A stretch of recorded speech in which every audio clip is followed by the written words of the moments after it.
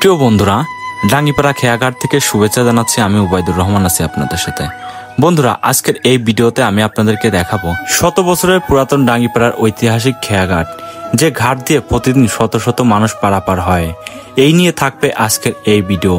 আপনাদের কাছে অনুরোধ, ভিডিওটি অবশ্যই সম্পূর্ণ দেখবেন। যদি ভালো লাগে আমার ইউটিউব চ্যানেলটি সাবস্ক্রাইব করে একটি শেয়ার করে দিবেন।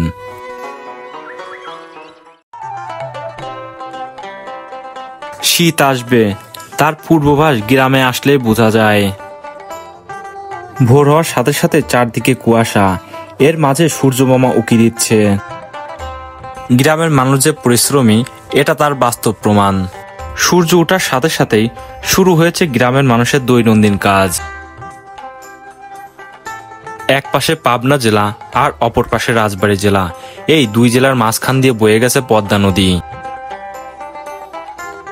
সকাল সকাল পদ্মা নদী যে এরকম শান্ত থাকবে আমি আসলে কল্পনাও করতে পারিনি।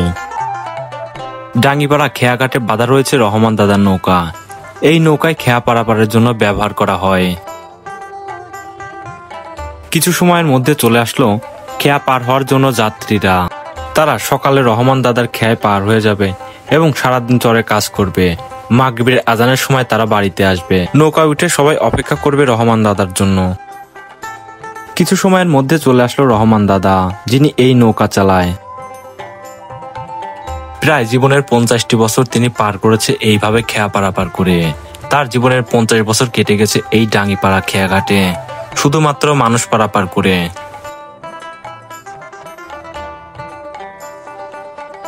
আজকের দিনে এটা ছিল তার প্রথম খেয়া। ওপার যাওয়ার উদ্দেশ্যে 4 জন আসলো, আর রহমান দাদা মিলে 5 জন। টোটাল 5 জন মিলে ওপার যাওয়ার উদ্দেশ্যে রওনা দিল।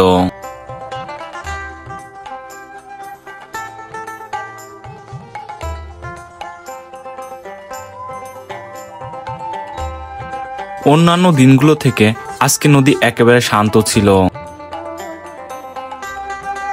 নৌকাতে 4 জন যাত্রী উঠেছে। 4 জন যাত্রী যাবে ওপার। কেউ বা যাবে জমিতে কাজ করার জন্য, আবার কেউ বা যাবে মাছ ধরার জন্য, আবার কেউ বা যাবে ঘাস কাটার জন্য। এখানকার অধিকাংশ স্থানীয় জেলেরা তারা নিজেদের মতো টিনের বোট তৈরি করে নেয়। নিজেদের টিনের বোট হয়, তারা ইচ্ছা মতো এগুলাকে ব্যবহার করতে পারে। এই ডাঙ্গিপাড়া অঞ্চলে প্রায় প্রত্যেকটি ঘরে রয়েছে এক একটি নৌকা। এই ছোট ছোট টিনের বোটগুলো তৈরি করতে একেবারে স্বল্প পরিমাণ খরচ হয়, তাই প্রত্যেকে নিজেরাই নিজেদের মতো করে এক একটি বোট তৈরি করে নেয়। নিজেদের বোট এরা নিজের মন মতো ব্যবহার করতে পারে। কিছু সময়ের মধ্যে রহমান দাদার ওপারে এক খাপ দেয়া হয়ে গেছে। ওপারে যাত্রী নামিয়ে রহমান দাদা আবার এপার আসছে। এপার থেকে যাত্রী নিয়ে আবার ওপার যাবে।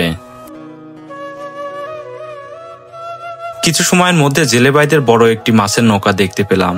এরা সারা রাত মাছ ধরে এবং দিনের বেলা বাড়ির উদ্দেশ্যে যাচ্ছে। খুবই ভোরে 2টা হাঁস কে জানি ছেড়ে দিয়েছে। 2টা হাঁস এসে নদীতে হাবুডুবু খাচ্ছে। দেখে অনেক ভালোই লাগছে। ডাঙ্গিপাড়া খেয়াঘাটে বাঁধা রয়েছে অনেক নৌকা। এইখান থেকে যার যে নৌকা সে এসে খুলে খুলে নিয়ে যাচ্ছে। এদের উদ্দেশ্য একটাই, নৌকা চালিয়ে ওপার যেতে হবে। ওপার গিয়ে কেউ বা মাছ ধরবে, কেউ বা কৃষি কাজ করবে।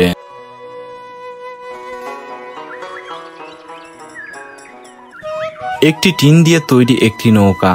আসলে ভয় ভয় লাগে, এত বড় একটি নদী এই টিনের বোট দিয়ে কিভাবে পাড়ি দিবে। সব থেকে মজার বিষয় হচ্ছে, যত বড় ঝড় বা বৃষ্টি হোক বা ঢেউ হোক, এই টিনের বোটগুলো কিন্তু ডোবে না। টিনের বোটে মাত্র 2 জন বসে আরো মাছ ধরার বিভিন্ন শরণার্থী নিয়ে ওপার থেকে এপার আসছে। সত্যি খুবই চমৎকার একটি দৃশ্য।